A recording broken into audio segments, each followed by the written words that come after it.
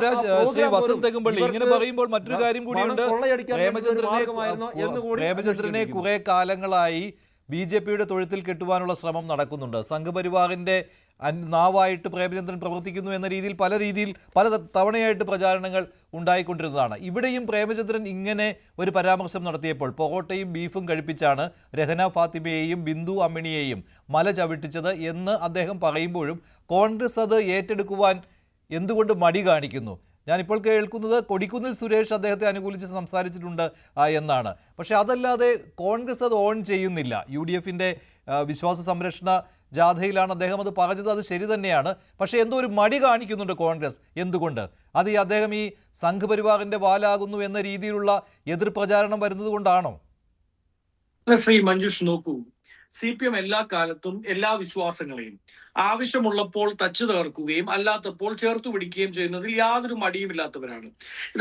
ഇപ്പൊ നാടൻ ഭാഷകളുടെ കാലമാണല്ലോ. നമ്മുടെയൊക്കെ നാട്ടിൽ കോട്ടയത്തൊക്കെ പറയാം, അപ്പ കാണുന്നവനെ അപ്പാപ്പ എന്ന് വിളിക്കുക എന്ന്. അത്തരത്തിൽ അപ്പോൾ അവർക്ക് അനുകൂലമായി നിൽക്കേണ്ടത്, വോട്ട് ബാങ്ക് സൃഷ്ടിക്കാൻ സാധിക്കുന്നത് ഹൈന്ദവ വിശ്വാസത്തെ എതിർക്കുകയാണെങ്കിൽ അങ്ങനെയും, മുസ്ലിം വിശ്വാസത്തെ എതിർക്കുകയാണെങ്കിൽ അങ്ങനെയും ചെയ്യാൻ, അല്ലെങ്കിൽ മറ്റൊരു ദിവസം അതല്ല ശബരിമലയിലേക്ക് ഇരുമിടിക്കൊട്ടും കെട്ടി മല കയറുന്നതാണ് വോട്ടുണ്ടാക്കുന്നത് എന്ന് കണ്ടാൽ അങ്ങനെയും, അല്ലെങ്കിൽ മക്കയ്ക്ക് പോയി ഉംറ നടത്തി മടങ്ങി വരുന്നതാണ് വോട്ടുണ്ടാക്കാൻ സാധിക്കുക എന്ന് കണ്ടാൽ അങ്ങനെയും, റോമിൽ പോയി പോപ്പിന്റെ കൈമുത്തുന്നതാണ് നല്ലതെന്ന് കണ്ടാൽ അങ്ങനെയും ചെയ്യാൻ മടിയില്ലാത്തവരാണ് ഇവർ. അതേ സമയത്തു തന്നെ എന്തെങ്കിലും തെറ്റുണ്ടെങ്കിൽ മത്തായി മാപ്പിളയുടെ അടക്കവുമായി ബന്ധപ്പെട്ട് നികൃഷ്ട ജീവി എന്ന് താമരശ്ശേരി ബിഷപ്പിനെ വിളിക്കാനും ഇവർക്ക് യാതൊരു മടിയുമില്ല. അതുകൊണ്ടാണ് അപ്പ കാണുന്നതിനെ അപ്പാപ്പ എന്ന് വിളിക്കുന്ന സ്വഭാവമാണ് ഇവർക്കുള്ളത്. അതെല്ലാ കാലത്തും അവർ കൈക്കൊണ്ട് പോന്നിട്ടുമുണ്ട്. നോക്കൂ, NK പ്രേമചന്ദ്രൻ അദ്ദേഹം CPM-നെ സംബന്ധിച്ച് അവരുടെ കുലംകുത്തികളിൽ ഒരാളാണ്. അവരുടെ ഭാഷയിൽ തന്നെ പറഞ്ഞാൽ TP ചന്ദ്രശേഖരനെ സംബന്ധിച്ച് നോക്കുമ്പോൾ NK പ്രേമേന്ദ്രൻ CPM-ന്റെ ഭാഗമായിരുന്നില്ല എന്നതുകൊണ്ടും അദ്ദേഹത്തിന് RSP എന്ന് പറയുന്ന ഒരു പാർട്ടിയുടെ സംരക്ഷണ കവചമുള്ളത് കൊണ്ടും മാത്രമാണ് നേരിട്ട് ശാരീരികമായി ആക്രമിച്ച് കൊല്ലാൻ CPM ശ്രമിക്കാത്തത്. മറിച്ച് എല്ലാ രീതിയിലും CPM അത് ശ്രമിക്കുന്നുണ്ട്. അതുകൊണ്ടാണല്ലോ നാറിയല്ല പരനാറി എന്ന് വിളിക്കണം എന്ന് പിണറായി വിജയൻ തന്നെ നേരിട്ട് പറയുന്നത്. ഇത് അൺപാർലമെന്റ് അല്ല, കാരണം കേരളത്തിന്റെ മുഖ്യമന്ത്രി തന്നെ എല്ലാവരോടും പറഞ്ഞ വാക്കാണ്. അതാണ് ഞാൻ യൂസ് ചെയ്യുന്നത്. ഇപ്പോൾ ഇത് വന്നു കഴിഞ്ഞപ്പോഴേക്കും പരനാറി തന്നെ എന്നുള്ള പരാമർശവുമായിട്ടാണ് സൈബർ സഖാക്കൾ എത്തിയിരിക്കുന്നത്. പിണറായി വിജയന് തെറ്റിയിട്ടില്ല എന്ന് പറഞ്ഞുകൊണ്ട് ശ്രദ്ധിച്ചു. അല്ല, അവർക്ക് അത് കാണിക്കാം, പറയുന്നതിനാണ് പ്രശ്നം. അപ്പോ അതാണ് ഞാൻ പറഞ്ഞത്. NK പ്രേമേന്ദ്രനെ എങ്ങനെയൊക്കെ ഉപദ്രവിക്കാവോ അങ്ങനെയൊക്കെ ഇവർ ഉപദ്രവിച്ചിട്ടുണ്ട്. ഇവർ എങ്ങനെയൊക്കെ തോപ്പിക്കാൻ ശ്രമിച്ചു അതിനേക്കാൾ വർദ്ധിത വീര്യത്തോടു കൂടിയാണ് അദ്ദേഹം ജയിക്കുന്നത്. നോക്കൂ, ശബരിമല പത്തനംതിട്ട നിയോജക മണ്ഡലത്തിലാണ്, പാർലമെന്റ് മണ്ഡലത്തിലാണ്. തൊട്ടപ്പുറത്തെ പാർലമെന്റ് മണ്ഡലത്തിലെ MP ആണ് ശ്രീ പ്രേമേന്ദ്രൻ. മാത്രമല്ല പത്തനംതിട്ട അടങ്ങുന്ന ജില്ലകളിൽ, ശബരിമല അടക്കം ഇരിക്കുന്ന ജില്ലകളിൽ NK പ്രേമേന്ദ്രനും അദ്ദേഹത്തിന്റെ പ്രസ്ഥാനത്തിനും വേരോട്ടമുള്ള പ്രസ്ഥാനമാണ്. സ്വാഭാവികമായി അവിടുത്തെ പോലീസ് ഉദ്യോഗസ്ഥരുമായി, അവിടുത്തെ നിയർ ബൈ MP എന്നുള്ള നിലയിലും, അവിടുത്തെ RSPയുടെ ഏറ്റവും പ്രധാനപ്പെട്ട നേതാവ് എന്ന നിലയിലും പ്രേമേന്ദ്രന് ബന്ധമുണ്ടാകും.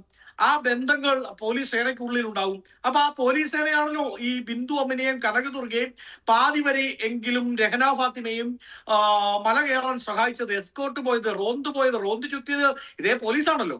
അപ്പൊ ആ പോലീസിന് അറിയാം കനക ദുർഗയും ബിന്ദു അമ്മിണിയും രഹന ഫാത്തിമയും എവിടെ നിന്നാണ് ഈ യാത്ര പുറപ്പെട്ടതെന്നും ഏത് വഴിയിലാണ് നടന്നു വന്നതെന്നും അവർ വന്ന വഴിയിൽ ചായ കുടിച്ചോ, ബീഫ് കഴിച്ചോ, നാരങ്ങ വെള്ളം കുടിച്ചോ, സോഡാ ലൈം കുടിച്ചോ എന്നത് കൃത്യമായി അറിയാവുന്നത്, അത് സാക്ഷ്യപ്പെടുത്താൻ സാധിക്കുന്നത് പോലീസിനാണ്. അത് CPM-ന് പറ്റില്ല, അല്ലെങ്കിൽ മഞ്ജുഷ് അടക്കമുള്ള മാധ്യമപ്രവർത്തകർക്ക് പറ്റില്ല, ഞാൻ അടങ്ങുന്ന പ്രതിപക്ഷ നേതൃത്വത്തിനോ പ്രവർത്തകർക്കോ പറ്റില്ല. കാര്യം നമ്മളെല്ലാം ഇതൊരു സസ്പെൻസ് ആയാണ് കണ്ടത്. നിങ്ങളടക്കം ഇത് റിപ്പോർട്ട് ചെയ്യുന്നത് കനകദുർഗയും ബിന്ദു അമ്മിനിയും ഏതാണ്ട് സന്നിധാനത്തോട്ട് അടുക്കുമ്പോഴാണ് ഇതൊരു ബിഗ് ബ്രേക്കിംഗ് ആയി മാറുന്നത്. അതുവരെ ഇതിന്റെ ചരിത്രം അറിയാവുന്നത്, ഈ രഹസ്യം അറിയാവുന്നത്, അത് മനസാക്ഷി രഹസ്യമായി സൂക്ഷിച്ചത് പോലീസാണ്. ആ പോലീസിനെ ഉപയോഗിച്ച പണി ചെയ്യിപ്പിച്ചത് മുഖ്യമന്ത്രിയുടെ ഓഫീസാണ്. മുഖ്യമന്ത്രി നേരിട്ടാണ്, മുഖ്യമന്ത്രിയുടെ ഓഫീസും മുഖ്യമന്ത്രിയുടെ പൊളിറ്റിക്കൽ സെക്രട്ടറിയുമാണ്, സംശയമൊന്നും വേണ്ട. അപ്പോ ആ കാര്യങ്ങളിൽ നേർസാക്ഷ്യം പറയാൻ പറ്റുന്ന ഒരാൾ അത് പോലീസാണ്. ആ പോലീസിനുള്ളിൽ നിന്ന് അങ്ങനെ ഒരാളാണ് പ്രേമേന്ദ്രൻ ആ വിവരം കൊടുത്തതെങ്കിൽ അത് സത്യമാവാനാണ് സാധ്യത. ഇനി പ്രേമേന്ദ്രനെതിരെ ഇപ്പോ അങ്ങ് സൂചിപ്പിച്ചതുപോലെ നാറിയല്ല പരനാറി തന്നെ എന്ന് സഹാക്കൾ പറയുന്നുണ്ടെങ്കിൽ അവരൊരു കാര്യം ചെയ്യേണ്ടത്, ഇതാ തെറ്റിദ്ധരിപ്പിക്കുന്ന രീതിയിൽ, സമൂഹത്തിൽ സ്പർദ്ധ വളർത്തുന്ന രീതിയിൽ ഒരു പരാമർശം ഒരു MP നേരിട്ട് നടത്തി എന്ന് പറഞ്ഞുകൊണ്ട് ഇവരുടെ പോലീസിന് പരാതി കൊടുക്കണം. ഇവരുടെ പോലീസിനെ കൊണ്ട് പ്രേമേന്ദ്രനോട് തെളിവ് ആവശ്യപ്പെടണം. അങ്ങനെ തെളിവ് ആവശ്യപ്പെടുമ്പോൾ ബഹുമാനപ്പെട്ട MP-ക്ക് അത് തള്ളിക്കളയാൻ പറ്റില്ലല്ലോ. ആരാണ് തന്നോട് പറഞ്ഞതെന്ന് ഏറ്റവും കുറഞ്ഞ പക്ഷം പോലീസിനോടെങ്കിലും പറയേണ്ടതായി വരുമല്ലോ. അപ്പോൾ അത് തെളിയിക്കപ്പെടട്ടെ. അങ്ങനെ ഉണ്ടായിട്ടില്ലെങ്കിൽ, ഇനി അങ്ങനെ ഉണ്ടായിട്ടുണ്ട് എന്നാണ് തെളിയിക്കപ്പെടുന്നതെങ്കിൽ നോക്കൂ, ശബരിമലയിലെ വിശ്വാസങ്ങളെ ഇവർ തച്ചു തകർക്കാൻ എല്ലാ കാലത്തും പരിശ്രമിച്ചിട്ടുണ്ട്. എല്ലാ കാലത്തും. അതിൽ പിണറായി വിജയൻ മാത്രമല്ല, അതിൽ VS അച്യുതാനന്ദൻ തൊട്ട് ഈ കമ്മ്യൂണിസ്റ്റ് പാർട്ടിയുടെ എല്ലാവർക്കും അതിലൊരു പ്രത്യേക ആനന്ദമുണ്ടായിരുന്നു. അതുകൊണ്ടാണ് UDF ഗവൺമെന്റുകൾ അവിടെ അത് വിശ്വാസത്തിന്റെ ഭാഗമാണെന്നും it is not the matter of equality എന്ന് സുപ്രീം കോടതിയിൽ സത്യവാങ്മൂലങ്ങൾ കൊടുക്കും. ഉടനെ തന്നെ പിന്നീട് മാറി വരുന്ന LDF ഗവൺമെന്റുകൾ, കമ്മ്യൂണിസ്റ്റ് ഗവൺമെന്റ് ആരാണെങ്കിലും ഉടനെ അവർ പറയും, it is not the matter of religious practice, it is the matter of equality and it is against the constitutional rights and fundamental rights എന്ന് എഴുതി സത്യവാങ്മൂലം സുപ്രീം കോടതിയിൽ കൊടുക്കുന്നതിൽ പിണറായി വിജയനും ഒരേപോലെയാണ്, VS അച്യുതാനന്ദനും ഒരുപോലെയാണ്. അതുകൊണ്ട് അവർക്ക് അവിടുത്തെ വിശ്വാസങ്ങളെ എല്ലാ കാലത്തും തച്ചു തകർക്കുന്നതിൽ വലിയ ആനന്ദമുള്ളവരാണ്. പിണറായി വിജയൻ അതിൽ ഏറ്റവും കൂടുതൽ സന്തോഷം കണ്ടെത്തിയത് തന്നെ നവോത്ഥാന നായകനായി പ്രതിഷ്ഠിക്കും. ഇപ്പോൾ അഡ്വക്കേറ്റ് D. സുരേഷ് കുമാർ, CPM-ന്റെ പ്രതിനിധി, അദ്ദേഹം തിരുവനന്തപുരം ജില്ലാ പഞ്ചായത്ത് പ്രസിഡന്റ് കൂടിയാണ്. ശ്രീ D. സുരേഷ് കുമാർ, ഇവിടെ NK പ്രേമചന്ദ്രൻ അദ്ദേഹം പറഞ്ഞത് തിരുത്തിയിട്ടില്ല. അദ്ദേഹം ഇപ്പോഴും അതിൽ ഉറച്ചു നിൽക്കുകയാണ്. രഹന ഫാത്തിമയെയും ബിന്ദു അമിണിയെയും ഒക്കെ ശബരിമല കയറ്റിയത് ബീഫും പൊറോട്ടയും കഴിപ്പിച്ചിട്ടാണെന്ന്, അത് പോലീസിൽ നിന്ന് കിട്ടിയ വിവരമാണെന്നും അദ്ദേഹം സാക്ഷ്യപ്പെടുത്തുകയാണ്. അത് മാത്രമല്ല, മുമ്പ് ഈ വിഷയം ഉന്നയിച്ചതാണ്. 2019 തെരഞ്ഞെടുപ്പ് പ്രചാരണ സമയത്ത് ഇതെന്തോ ഈ പ്രചാരണ സമയത്ത് ചട്ടം ലംഘിച്ചു എന്നൊക്കെ പറഞ്ഞുകൊണ്ട് അന്ന് ബാലഗോപാൽ തന്നെ ഹൈക്കോടതിയെ സമീപിച്ചതുമാണ്. പക്ഷേ ഹൈക്കോടതി അത് പരിഗണിച്ചില്ല. സുപ്രീം കോടതിയെ സമീപിക്കുവാനും അതിന് സമ്മതം കിട്ടിയില്ല. അപ്പോൾ അങ്ങനെ വരുമ്പോൾ ഇത് അന്ന് ഉന്നയിച്ച ഒരു പ്രശ്നം തന്നെയാണ് ഇപ്പോൾ പ്രേമചന്ദ്രൻ വീണ്ടും പറഞ്ഞിരിക്കുന്നത്. പിന്നെ എന്തിനാണ് പൊള്ളുന്നത്?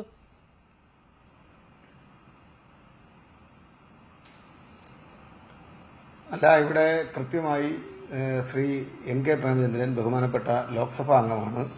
അദ്ദേഹം ഇത്തരത്തിലൊരു കാര്യം ഐക്യജനാധിപത്യ മുന്നണിയുടെ വിശ്വാസ സംരക്ഷണ യാത്രയുമായി ബന്ധപ്പെട്ട് അവിടെ ചേർന്നൊരു പൊതുയോഗത്തിൽ പ്രസംഗിച്ചത് വെറുതെ ഒരു പ്രസംഗം നടത്തിയതല്ല. കൃത്യമായ പ്ലാനിങ്ങോടുകൂടി രാഷ്ട്രീയ ഹിഡൻ അജണ്ട നടപ്പിലാക്കുന്നതിന് വേണ്ടിയിട്ടാണ് ഇത്തരത്തിലൊരു പ്രസംഗം അദ്ദേഹം നടത്തിയിട്ടുള്ളത്.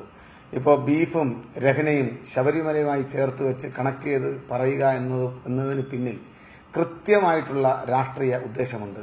യഥാർത്ഥത്തിൽ മതനിരപേക്ഷതയെ സ്നേഹിക്കുന്ന നമ്മൾ ആരും തന്നെ ഈ കാര്യം പ്രോംപ്റ്റ് ചെയ്യാൻ പോലും പാടില്ല. കാരണം എന്ന് വെച്ചാൽ അദ്ദേഹത്തിന്റെ തലച്ചോറിനുള്ളിൽ അല്ലെങ്കിൽ അദ്ദേഹവും ഒരു കൂട്ടം നേതാക്കന്മാരും കേരളത്തിൽ ഇത്തരത്തിലൊരു പ്രസംഗത്തിലൂടെ ഒരു വാദഗതി മുന്നോട്ട് വെക്കുന്നതിന് പിന്നിൽ കൃത്യമായ രാഷ്ട്രീയ അജണ്ട ഞാൻ നേരത്തെ സൂചിപ്പിച്ചതുപോലെ ഉണ്ട് എന്നുള്ളത് നമുക്കേവർക്കും വ്യക്തമായി മനസ്സിലാക്കാവുന്ന ഒരു കാര്യമാണ്. ഇത് ഐക്യജനാധിപത്യ മുന്നണിയുടെ, കോൺഗ്രസിന്റെ, അതിന്റെ പ്രധാനപ്പെട്ട നേതാക്കന്മാരുടെ കൂടിയിരുന്നുള്ള വട്ടമേശ സമ്മേളനത്തിൽ ഉരുത്തിരിഞ്ഞ ആശയമാണ്. കാരണം കൃത്യമായ രാഷ്ട്രീയം അവർക്ക് പറയാൻ വേണ്ടി സാധിക്കുന്നില്ല. വികസന പ്രശ്നം അവർക്ക് ഈ തദ്ദേശ സ്വയംഭരണ സ്ഥാപന തെരഞ്ഞെടുപ്പുമായി ബന്ധപ്പെട്ടോ അല്ലെങ്കിൽ വരാൻ പോകുന്ന നിയമസഭാ തെരഞ്ഞെടുപ്പുമായി ബന്ധപ്പെട്ടോ മുന്നോട്ട് വയ്ക്കാൻ സാധിക്കുന്നില്ല. അങ്ങനെ വരുമ്പോൾ എന്താണ് എടുത്തടിക്കാൻ കിട്ടുന്ന ഏറ്റവും മികച്ച ആയുധം എന്നത്